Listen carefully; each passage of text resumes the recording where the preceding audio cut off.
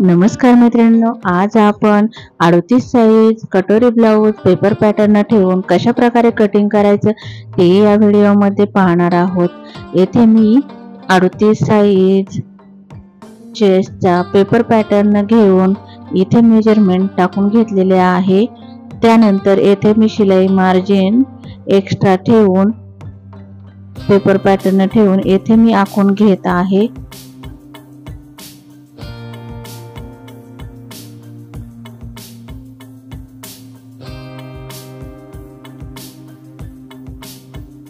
त्यानंतर मी येथे front part कटोरी पार्ट 1 अशा प्रकारे येथे ठेवून व्यवस्थित मी चॉकच्या साहाय्याने येथे आखून घेत आहे।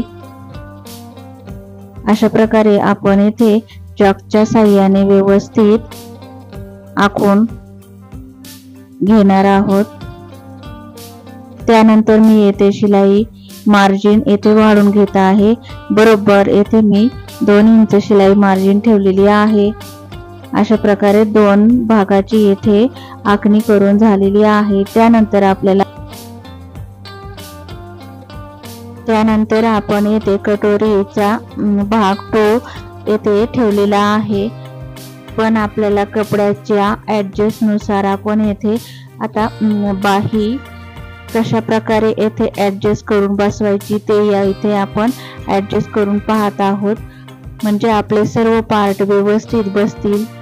अशा प्रकारे आपण येथे ऍडजस्ट करून आपण ठेवू शकतो आणि आपल्याला कपड्याची ही बचत होते आणि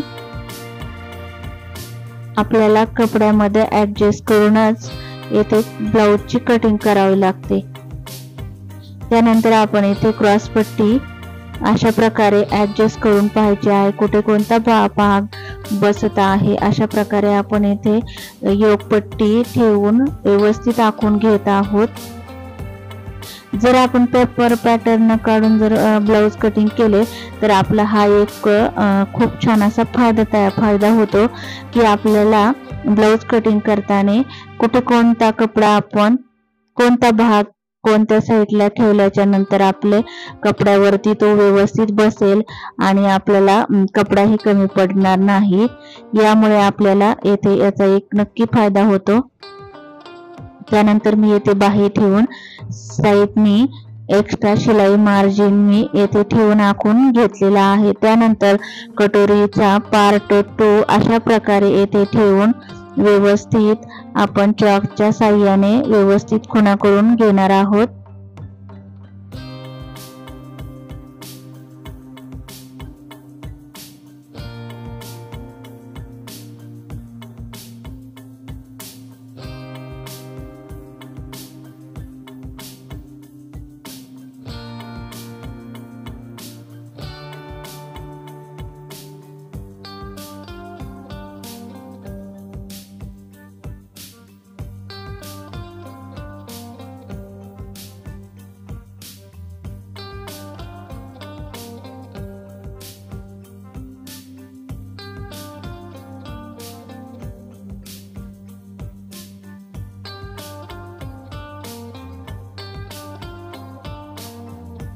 अशा प्रकारे आपल्या सर्व पार्टची येथे आखणी करून झालेली आहे। त्यानंतर आपण हे सर्व पार्ट व्यवस्थित जे आखून घेतलेला आहे त्यावरती व्यवस्थित आपण कटिंग करून घेणार आहोत।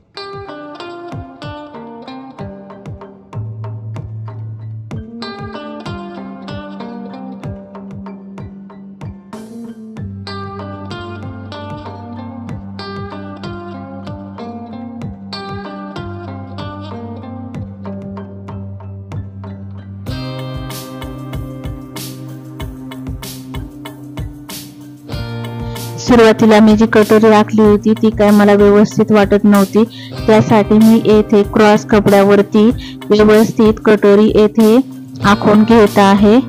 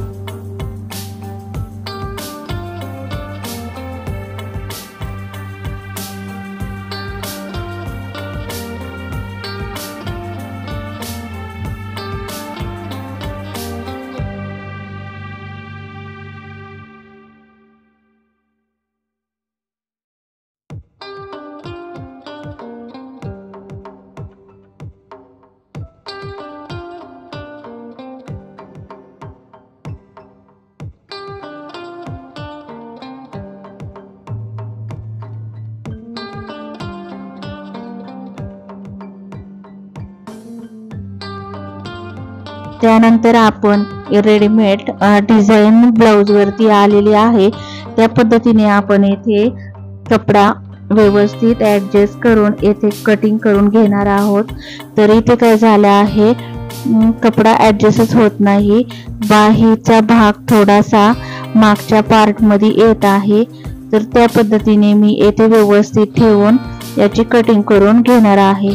पण बाहीला थोडासा कपडा कमीच पडत आहे, त्यासाठी मी येथे बाही अशा प्रकारे ऍडजस्ट करून इथे ठेवत आहे।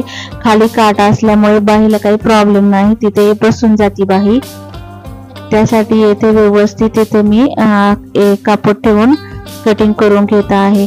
रेडीमेड ब्लाउज जर आपल्याकडे शिवायला आले तर आपल्याला खूपच ऍडजस्ट करावं लागतं। रेडीमेड ब्लाउज शिवताना आपल्याला खूपच डोक्यालाही खूप ताप होतो, तो कपडा व्यवस्थित ऍडजस्ट होईल का नाही, व्यवस्थित फिनिशिंग मध्ये ब्लाउज होईल का नाही, परत डिझाईन जी आहे ती आपल्या मापामध्ये व्यवस्थित बसेल का नाही, खूपच सारे टेन्शन असते याच्यामध्ये शिवताना। त्यासाठी आपण इथे ऍडजस्ट करूनच आपल्याला इथे कटिंग करून घ्यावी लागते। त्यानंतर बाकीचे पार्ट जे आहेत ते मी येथे व्यवस्थित बसवून ठेवून पाहत आहे कुठे कोणता भाग बसतो आहे ते, आणि त्यानंतरच मी येथे कटिंग करून घेणार आहे। हा कपडा भरपूर होता, पण येथे डिझाईन मध्ये प्रॉब्लेम होता, डिझाईन काय व्यवस्थित आलेली नाही आणि ते आखलेली ही व्यवस्थित नव्हती, त्यामुळे आपले ब्लाउज बसण्यास खूपच अडचण येत आहे। कधी कधी काय होतं, कपडा जास्त असतो पण ते डिझाईन मुळे आपल्याला त्या कपड्यामध्ये काहीही बदल करता येत नाही, आणि कधी कधी कसं होतं की कपडा आपल्याकडे कमी असतो, त्यावेळेस आपल्याला ऍडजस्ट करून तो कपडा बसूनच ब्लाउज शिवावी लागते। अशा प्रकारे मी येथे सर्व पार्टची कटिंग करून घेतली आहे।